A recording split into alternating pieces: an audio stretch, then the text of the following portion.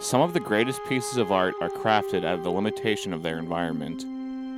This is easily identifiable in the earlier years of video game creation. Programmers have worked around the hardware limitations of computers and consoles alike since the genesis of video gaming. In one way or another, most video game developers have obstructions to deal with that are a part of the process. Whether it is short staffing, budget restraints, or corporate contracts, these constraints provide a foundation for greatness to be constructed.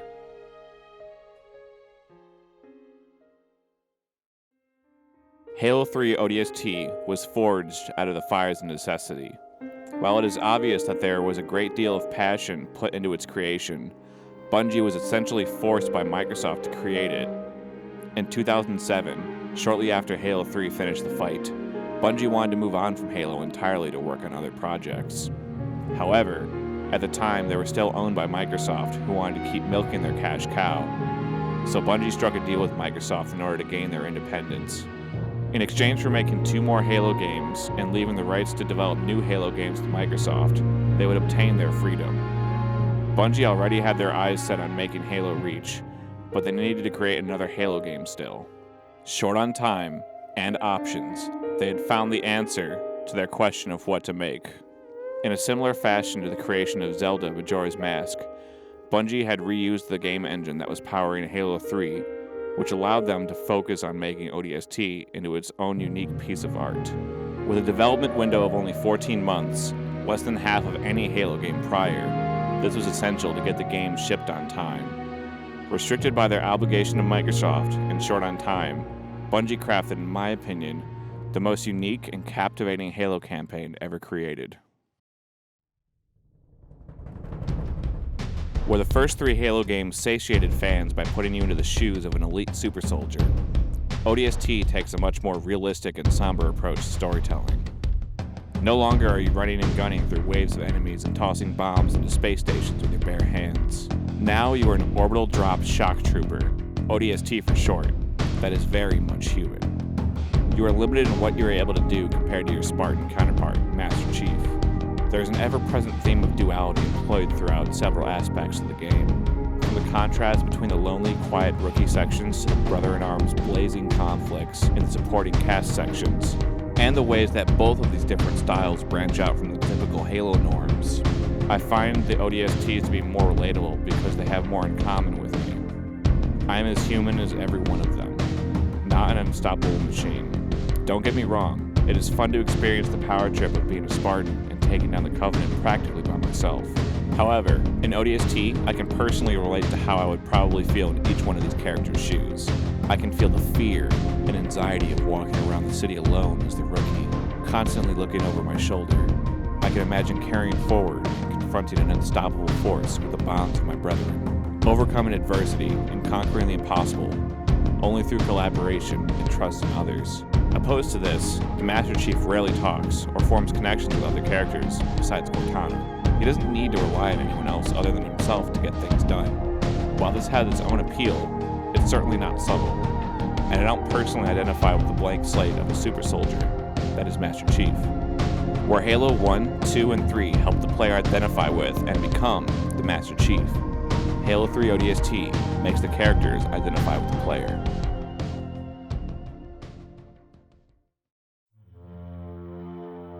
The story in ODST may be a fairly short and simple one, but its strengths are in its presentation and characters.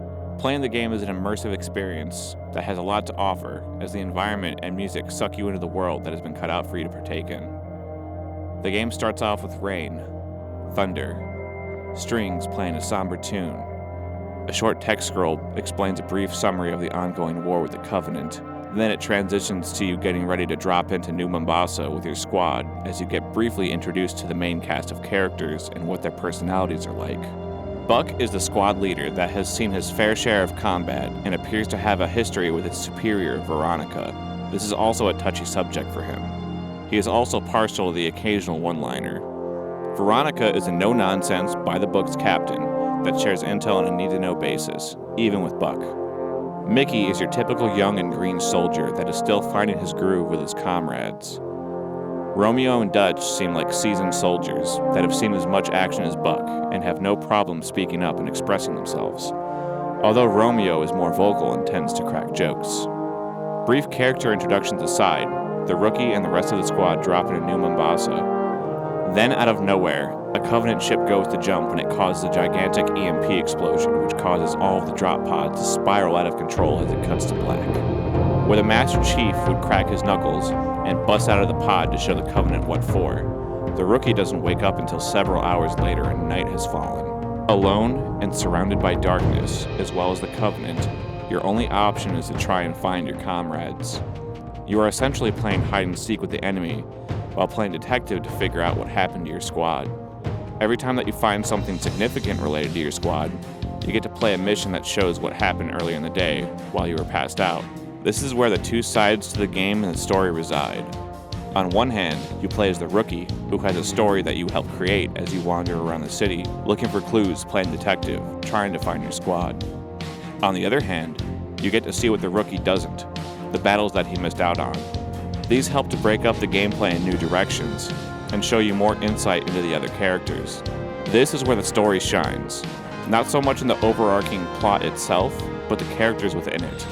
After playing as the different members in the squad and listening to them interact with each other, you feel like you know them well, and that you went through those trials and tribulations together. It is a lot easier to connect with your supporting characters when they were fighting right next to you the whole time. They all flow naturally off of each other and emulate a believable relationship with one another.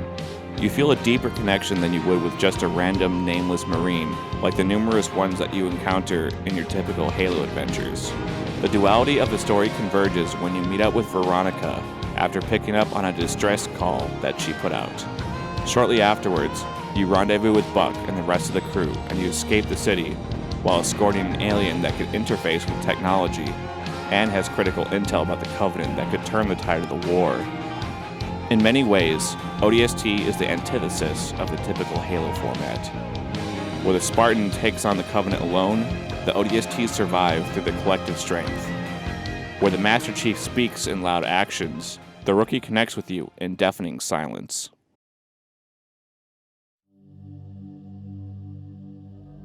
Where ODST really shines is in its stunning visuals and haunting music. The Halo franchise has always been known for its amazing music, as well as diverse and interesting level design. Although most of the game is spent in the New Mombasa streets at nighttime, I still feel that the visual design of the game is impeccable, even if it isn't as diverse as other entries in the franchise. As the story is split in two, so is the gameplay and visual design. Starting with the rookie sections, you are on your own to navigate the dark, wet, and rainy streets of New Mombasa. You can barely see anything, and the city has a new age noir aura to it. However, you can flip on night vision to pierce through the night. The visuals for these sections were designed with this ability in mind. On the auditory spectrum, haunting music is paired with the droning sound of rain pelting your armor as you trudge throughout the city. It helps immerse you in a feeling of hopelessness and solitude, as well as fear. It is in your best interest to use the cover of night to your advantage and sneak around the Covenant, as any conflict can put you at a disadvantage. The city is dimly lit by the road, demolished cars, and buildings that are on fire. It was during these sections that the visual and sound design sucked me into the game the most. In addition to tiptoeing around the city, you can play detective while you look for clues to find your squad. There are various audio logs scattered throughout the city that you can find that follow the story of a young girl's events while the city is being invaded. This helps to further explore the perspective of what the civilians went through and how the city got destroyed. This also provides the player with a sense of pride and accomplishment for finding audio logs as a nice bonus to the lore. I would scour the map on return playthroughs to try and find all of them, as the main objective of the rookie was to investigate. This side objective was a nice touch to add in. The solo sections may be my favorite in terms of visual and audio design. However, the flashback sections are certainly fun and a breath of fresh air. They begin with Buck shortly after landing and are mostly filled with the squad fighting a losing battle with the Covenant. These large-scale battles and skirmishes are a much-needed change of scenery and are fulfilling to understanding what the rookie missed out on.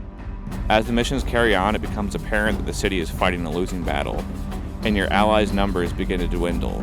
These sections also provide the most diversity in the game's level design, and bring in a lot of the fun factor that is the tried and true Halo gameplay format. It starts out in the streets of the city and moves on to all-out war in an open desert area. There's a tank section, which is always a blast.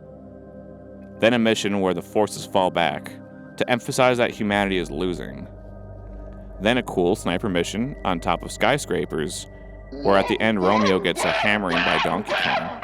And the last mission where you play as characters other than the rookie entails playing as Buck to steal and escort a Phantom out of the city. However, Buck decides to try and meet up with Veronica, aka Dare, instead.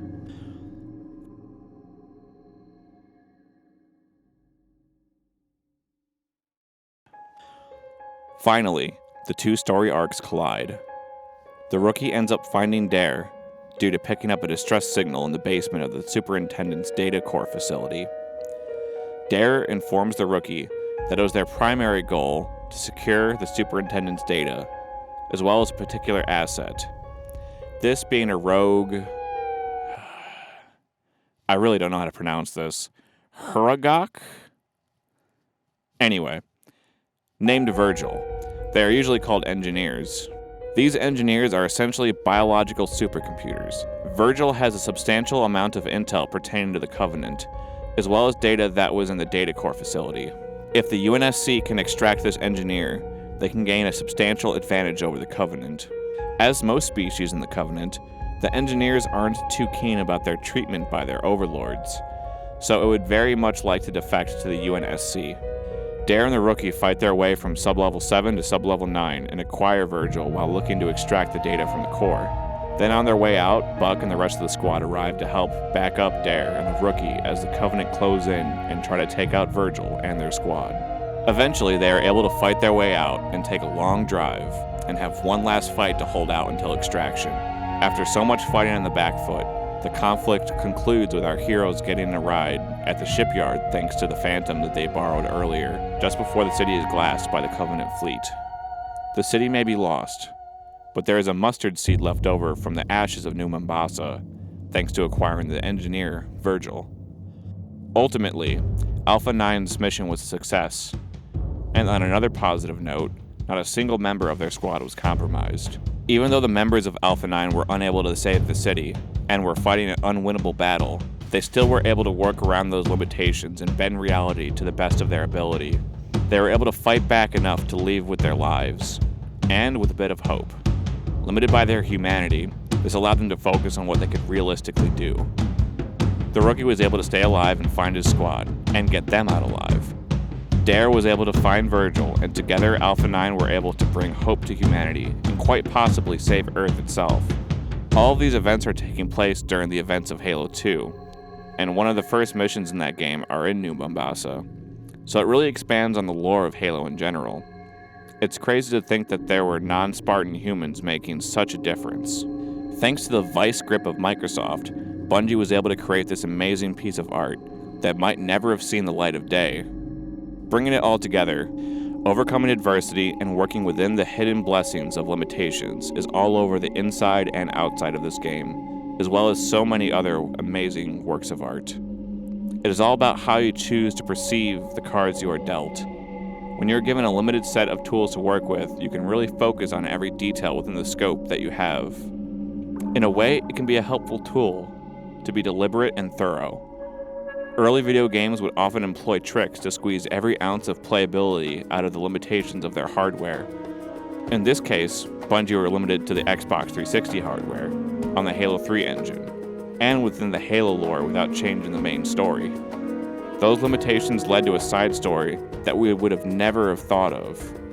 Since Bungie was tired of making the typical Halo game, they decided to make a game focused on the human aspect of the conflict. This is a theme that I can relate with so much more than the typical Halo game. They could have just pumped out another Halo game and stuck to the formula that had worked before, but they decided to be different and unique within their strict deadlines and obligations to produce a game. From the enveloping music, the captivating dark visuals, and the unique gameplay and story, I can confidently say that Halo 3 ODST is the most unique and captivating Halo game that I've ever played. I would highly recommend anyone to play this game.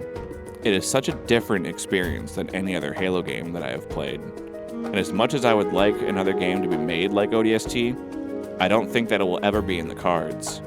Nowadays, the current Halo lore is shaky at best. 343 Studios has just barely started to win the trust and favor back from Halo fans with Halo Infinite.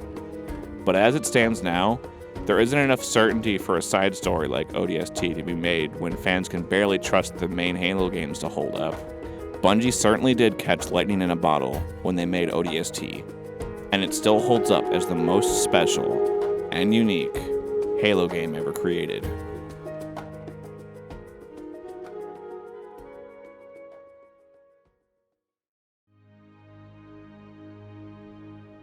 If you made it this far, I just want to thank you for sticking around for the whole thing. This is the first time I've written a video essay, so I hope that you enjoyed it. If you would like more content like this in the future, it would help motivate me to create more if you liked and subscribed. I don't really have a set idea or structure for this channel, but I've been wanting to make a video like this for a while because I enjoy consuming this kind of content. At any rate, please let me know what you think in the comments. I will try to respond to everyone. Assuming that this doesn't blow up, I should be able to. And lastly, thank you so much for watching. I appreciate you.